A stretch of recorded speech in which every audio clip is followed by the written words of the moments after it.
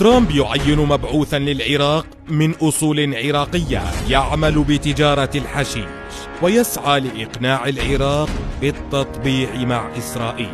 فمن هو مارك سافايا وما الذي يخطط له داخل العراق؟ إليكم القصة بالكامل. Iraq, we have Iraq with lots of oil. They have so much oil they don't know what to do with it.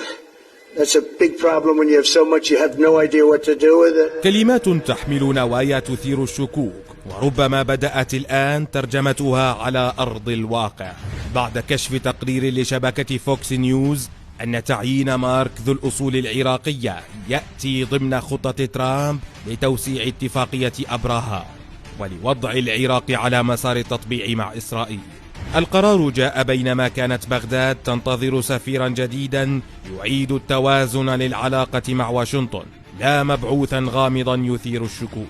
الغريب بالأمر أن المبعوث الجديد ليس دبلوماسيا، بل رجل أعمال يعمل في تجارة الحشيش الشرعية في ولاية ميشيغان.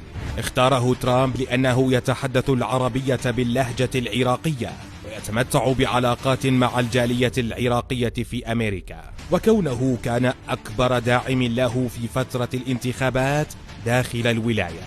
لكن خلف هذا التعيين يلوح هدف أعمق قد يكون تطبيع سياسي ممول. فهل جاء تاجر الحشيش ليزرع السلام أم ليحصد نفوذا جديدا؟